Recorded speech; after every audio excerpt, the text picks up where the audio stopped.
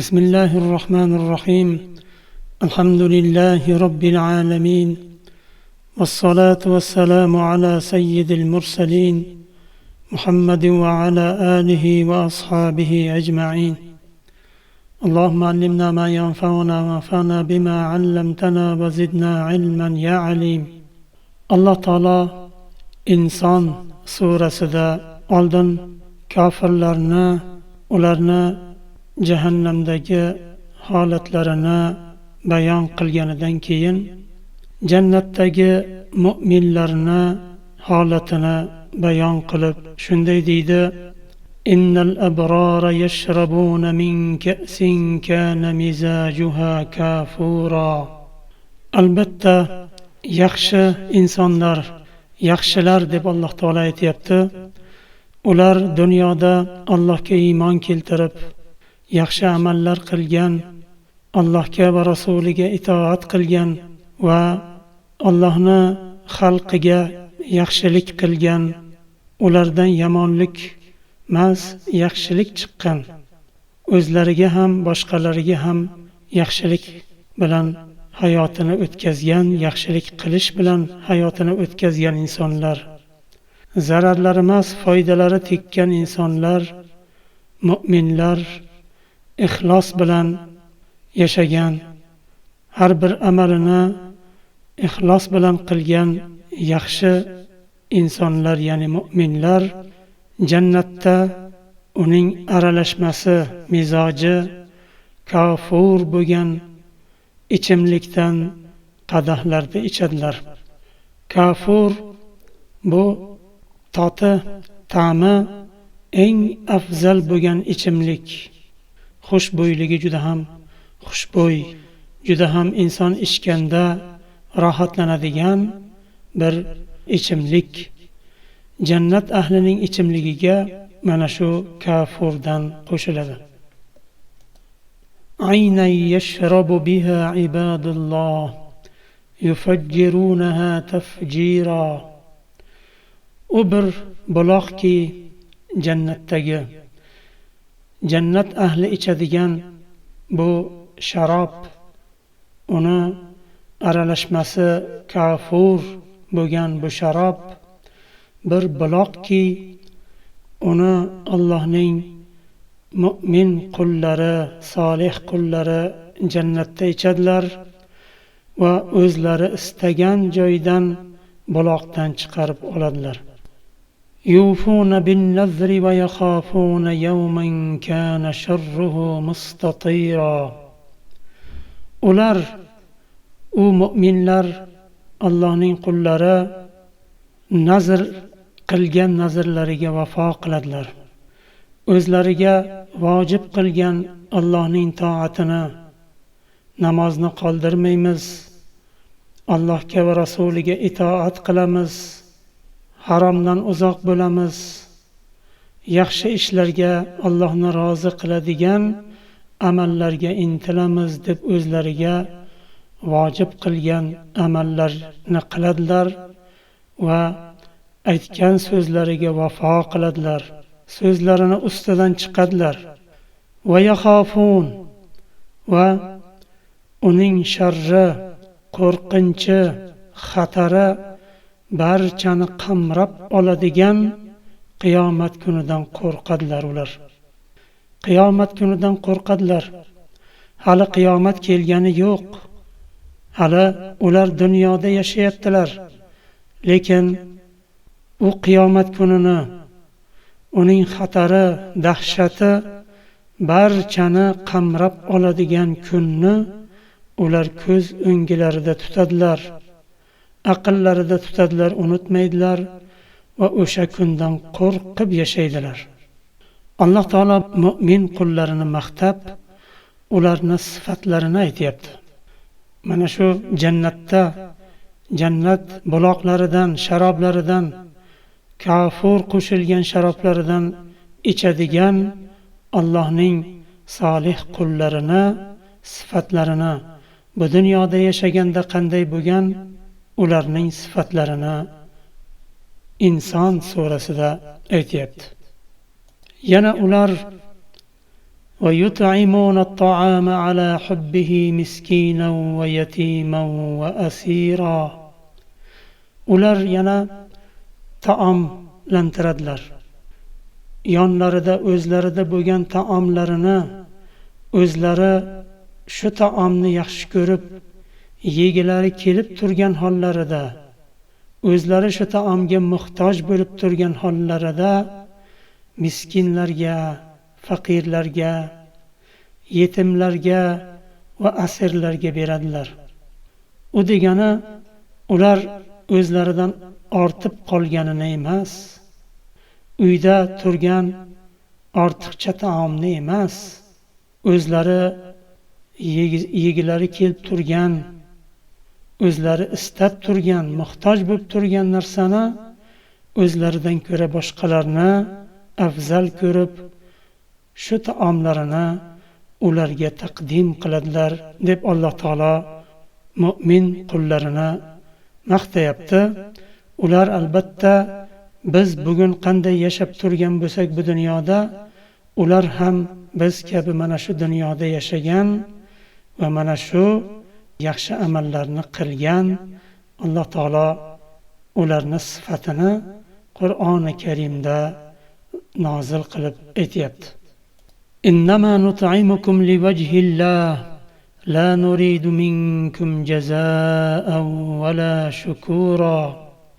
Va ular o'zlari muhtoj bo'lib turgan hollarida miskinlarga, yetimlarga, asirlarga bergan taomlarini berganlarida ular aytadilar, biz sizlarni taomlantiryapmiz Allohning roziligi uchungina xolos. Alloh bizdan rozi bo'lsin deb sizlarga taqdim qilyapmiz buni. Biz sizlardan hech qanday mukofot yo bir shukr qilishni istamaymiz. Minnatdorchilik bildirishingizni istamaymiz, kerak emas bizga. Hech bir mukofotingiz ham, hech qanday bir minnatdorchiligingizni ham istamaymiz. Biz istaydigan narsa Allohning roziligi deydi ular. Qanchalik ular mana ixlos ahllari bo'lgan mu'minlar bular, o'zlari muhtoj bo'lib turgan taomni boshqa muhtojlarga berayotganda biz sizdan hech narsa istamaymiz, faqatgina Allohning roziligini istaymiz deyapti. Inna nakhafu min robbina yawman abusan qamtarira. Va ular yana aytadi, Allohning solih qullari o'zlari muhtoj bo'lib turgan taomni berganlarida aytadilar, biz qiyomatni dahshatidan yuzlar tirishib, burishib qoladigan kundan qo'rqamiz. O'sha kunda Robbimizdan qo'rqamiz deydi ular. Ular dunyoda yashab turgan vaqtlarida qiyomatni unutmadilar. Allohni unutmadilar. Allohning g'azabi qiyomat kunida eng qattiq cho'qqisiga chiqqan bo'ladi. U kunda payg'ambarlar qo'rqadi. Nafsi, nafsi deydigan kun, har bir payg'ambar o'zini o'ylab qoladigan kun. Hatto qiyomatning dahshati shu darajada bo'ladiki, hatto payg'ambarlar Allohning g'azabidan qo'rqadi. Odamlar Odam alayhissalomga borganlarida shafaat qiling bizni deb, umumiy shafaat, bu shafaat jahannamdan asrab qolish uchun emas, hisob kitobni tezlashtirish uchun. Odam alayhissalomga borganlarida Odam alayhissalom aytadilar, Allohning g'azabi bugungacha bunday bo'lmagan va bugundan keyin ham bunchalik bo'lmaydi. Bugun Allohning g'azabi juda ham qattiq chiqqan. Nima uchun? Chunki yer yuzida qancha qon to'kildi, qancha zulmlar bo'ldi, qancha gunohlar qilindi, zo'ravonlik qilindi. O'zlarini iloh dedi kimlar? Odamlar Allohni qo'yib boshqalarga sig'indi. Bularni barchasi uchun Alloh taolo hisob so'raydigan kunda, qiyomat kunida Allohning g'azabi juda ham qattiq chiqqan bo'ladi va Odam alayhissalom men bora olmayman, men jannatdagi man qilingan meyvadan yeb qo'yganman, qo'rqaman Rabbimdan deydilar. Mana shunday kunda odamlarning yuzlari tirishib qoladigan qo'rquvdan titrab qoladigan kunda biz Robbimizdan qo'rqamiz deydilar. فَوَقَاهُمُ اللَّهُ شَرَّ ذَلِكَ الْيَوْمِ وَلَقَّاهُمْ نَضْرَةً وَسُرُورًا. Alloh taolo ular dunyoda Allohdan qo'rqqanlari uchun qiyomatning dahshatidan, qiyomatdagi hisob kitobdan qo'rqqanlari uchun Alloh taolo u kunning yomonligidan ularni saqladi va ularning yuzlariga nur va qalblariga surur berdi deyapti. Nima uchun? Fawaqahumullohu sharra zalikal yawm. Alloh taolo ularni qiyomat kunining dahshatidan asradi. Qiyomat kunining zararidan, u yerda xusronga uchrashidan asradi. Ziyonga kirishidan, zarar ko'rishidan asradi va ularni yuzlariga nur va qalblariga surur berdi deyapti. Sababi ular Alloh taolodan bu dunyoda qo'rqdi. Yaxshi amallarini bu dunyoda qildi, Allohning rahmatidan umidvor bo'lib va Allohning azobidan uzoqlashish maqsadida, Allohning azobidan omonda qolib rahmatiga erishish uchun bu dunyoda Allohdan qo'rqdi va yaxshi amallar qildi. Imom Ibn Hibbon sahihlarida tahrij qilgan hadisda va Imom Bayhaqi Shu'abul Iymonda, Imom Abdulloh ibn Muborak Zuhud kitoblarida tahrij qilganlar bir hadisni. Abu Hurayra radhiyallohu anhu aytadilar, Rasululloh sallallohu alayhi va sallam Robbilaridan rivoyat qilib shunday dedilar. Ya'ni bu hadis qudusiy. Agar payg'ambarimiz sallallohu alayhi va sallam Robbilaridan rivoyat qilib shunday dedilar desalar, demak bu hadis qudusiy.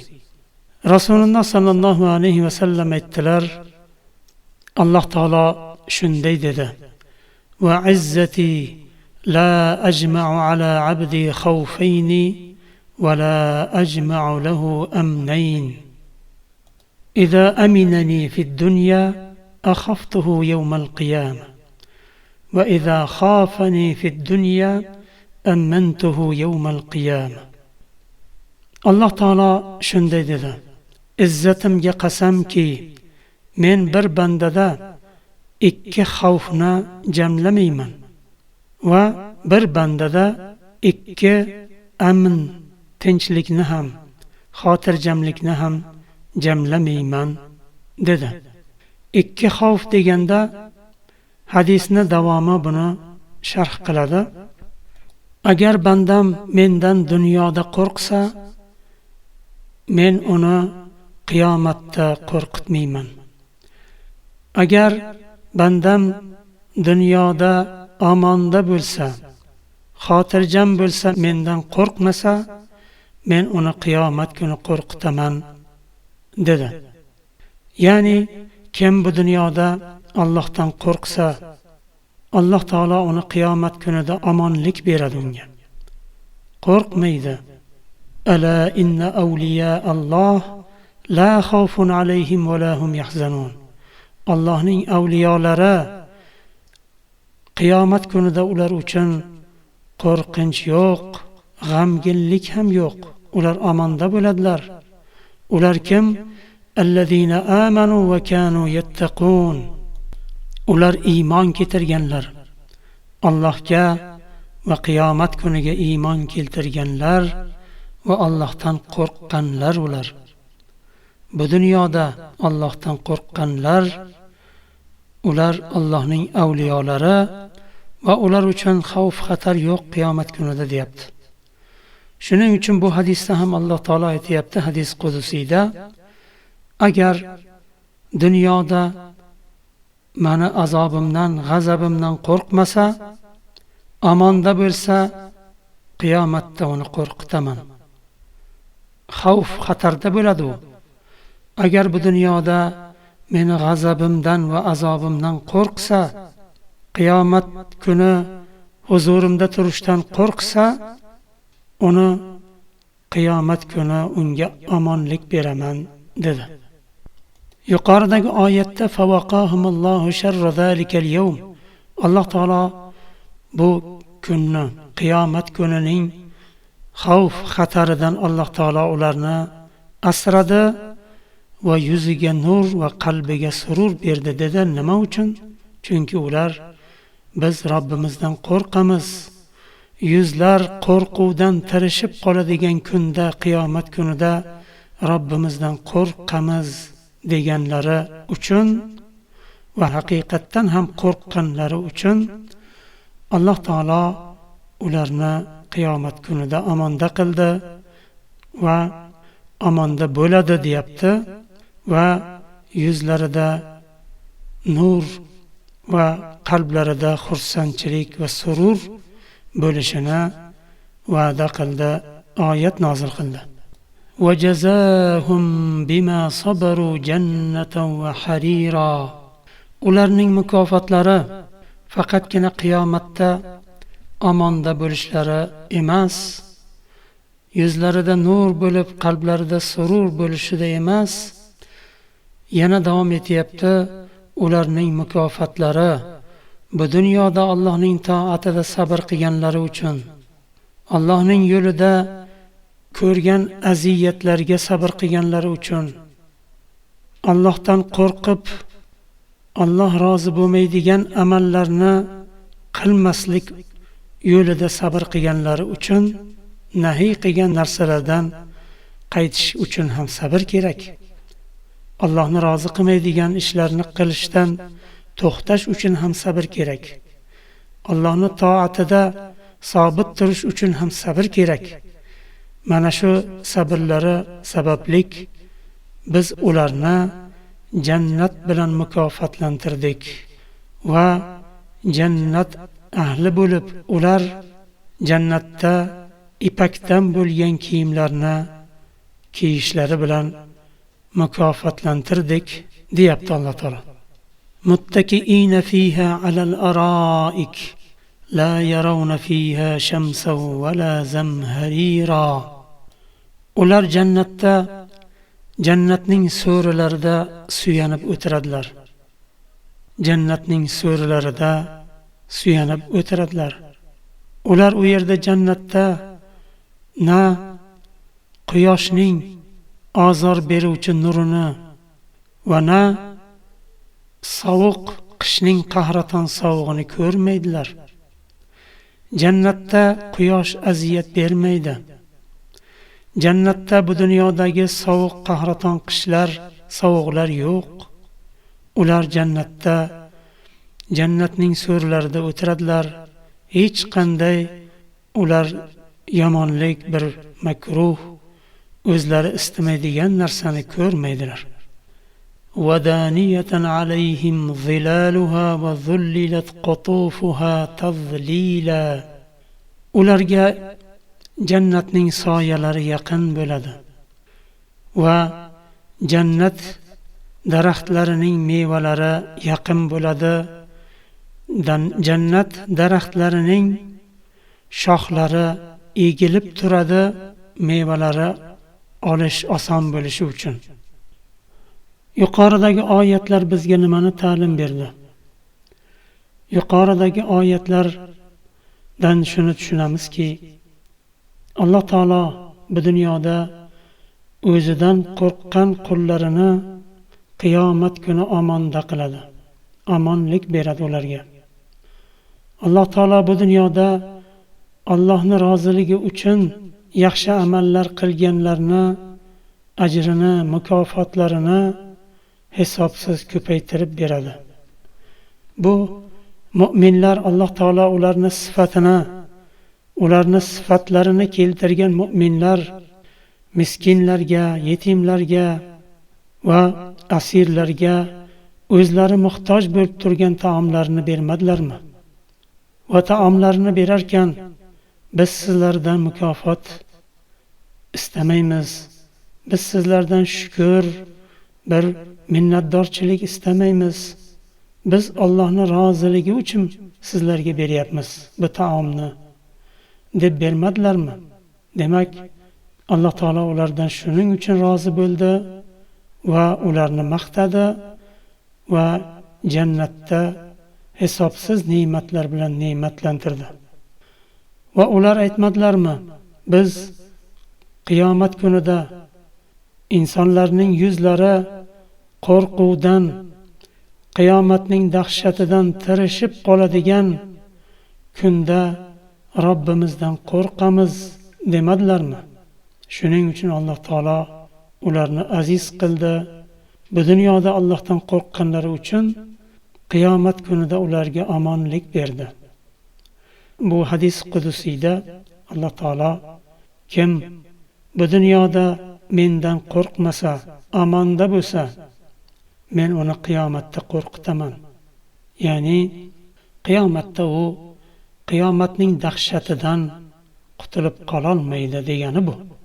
Kim bu dunyoda mendan qo'rqsa, men unga qiyomat kunida omonlik beraman dedi hadis qudusiyda. Bu hadis qudusiy Alloh taolo aytgan bu hadis Rasululloh sollallohu alayhi vasallam Allohdan rivoyat qilganlar va isnodi sahih. Hofiz ibn Hajar rahimahulloh bu hadis qudusiyni sahih deganlar. Va bu hadis silsilatus sahihada ham kelgan. Ba'zi xato so'zlarni ham eshitib qolamiz. Aytishadi, inson o'zi yaxshi ko'rgan zotdan qo'rqadimi? Alloh taoloni yaxshi ko'rsangiz, Allohdan qo'rqmang. Yaxshilikdan boshqa narsa kelmaydi Allohdan deyishadi. Bu xato so'z bu. Alloh taolo o'zi aytayapti, fattaquni deb o'zi aytayapti, mendan qo'rqinglar. Yuqoridagi hadis qudusiyda ham Alloh taolo aytdi, kim bu dunyoda mendan qo'rqmasdan xotirjam bo'lsa, qiyomat dahshatidan qo'rqadi, qutulib qololmaydi. Kim bu dunyoda mendan qo'rqsa, qiyomatda men unga omonlik beraman. Nima uchun? Chunki bu dunyoda Allohdan qo'rqdi. Agar Allohdan haqiqiy qo'rqadigan bo'lsa, yomonlikdan to'xtash kerak.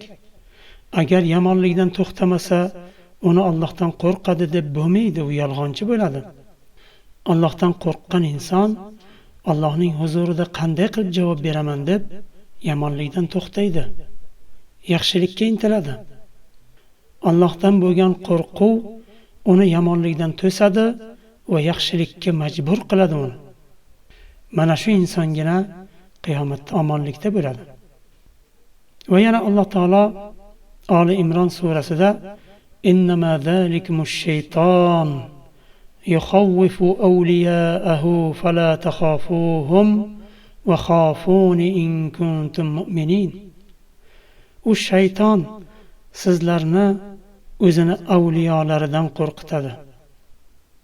Yukhawwifu awliya'ahu, ya'ni o'zining avliyolarini qo'rqitadi. Ya'ni avliyolari kim? Mu'min bo'lmagan, Allohning do'sti bo'lmagan, Allohga dushman bo'lgan, diniga dushman bo'lgan, Allohning avliyolariga, mu'min qullariga dushman bo'lganlarni shayton qo'rqitadi. Va insonlar bilan qo'rqitadi, boshqa bir narsalar bilan qo'rqitadi, bu dunyoni qandaydir azobi bilan qo'rqitadi. Alloh taolo aytayapti, fala takhafuhum va khafuni. Ulardan qo'rqmanglar, mendan qo'rqinglar agar mu'min bo'lsangizlar. Shart bilan bog'layapti. Ya'ni mendan qo'rqinglar agar sizlar mu'min bo'lsanglar deyapti. Shuning uchun biz Allohni yaxshi ko'ramiz, Rasulini yaxshi ko'ramiz, dinimizni yaxshi ko'ramiz. Lekin qiyomatning dahshatidan, qiyomatdagi holatdan bizni holimiz u kunda nima bo'ladi bilmaymiz. Allohdan yaxshilik umid qilamiz faqat. Va Allohning g'azabidan, azobidan biz qo'rqamiz, qo'rqib yashaymiz. Sahobalar qanday qo'rqib yashagan bo'lsa, Alloh taolo ularni mana Qur'onda sifatlarini aytdi. Ular qanday bo'lgan? Robbilaridan qo'rqqan, o'zlari muhtoj bo'lib turgan narsani boshqa muhtojlarga taqdim qilgan, ularni afzal deb bilgan, bu qilgan ishlarini ham Allohdan qo'rqqanlaridan qilgan, ham Allohning roziligini olish uchun qilgan. Biz ham ularni, sahobalarni, tobiinlarni va solihlarni yo'llariga ergashamiz. Ular chunki payg'ambarimiz sollallohu alayhi vasallamdan ta'lim olganlar, dinni Rasululloh sollallohu alayhi vasallamdan to'g'ridan to'g'ri olganlar, u kishini hayotda ko'rganlar, birga bo'lganlar, tarbiyani u zotni o'zlaridan olganlar. Shuning uchun ular ummatning eng afzali va ularni qilgan amallari albatta ilmsizlik bilan emas, ilm bilan qilingan deyiladi. Shuning uchun Imom Abu Hanifa rahimahulloh aytadilar, agar meni so'zim Allohning so'ziga qarshi kelsa, meni so'zimni devorga uringlar, ya'ni olmanglar. Agar meni so'zim Rasululloh sallallohu alayhi vasallamning so'zlariga qarshi kelsa, meni so'zimni devorga uringlar va Allohning Rasulining so'zini olinglar. Agar mening so'zim sahobalarning so'ziga qarshi kelsa, meni so'zimni devorga uringlar, ya'ni otib yuboringlar-da, sahobalarning so'zlarini olinglar deganlar. Tobiinlarga kelganda, chunki Imom Abu Hanifa rahimahullohning o'zlari ham tobiin bo'lganlar, ular ham inson, biz ham inson, ular ham erkak, biz ham erkak deganlar, ya'ni chunki yashagan zamonlari bir, ustunlik yo'q, shuning uchun shunday deganlar. Lekin sahobalarga kelganda, sahobalarning so'ziga qarshi kelsa, meni so'zimni tashlab yuboringlar-da, devorga uringlar va sahobalarning so'zini olinglar deganlar. Mana bu bizni o'tmishdagi salaflarimizni, imomlarimizni tutgan yo'llari, biz ham ularga ergashamiz, so'zlarini olamiz. Subhanakallohumma bihamdik, ashhadu an la ilaha illa ant, astaghfiruka va atubu ilayk.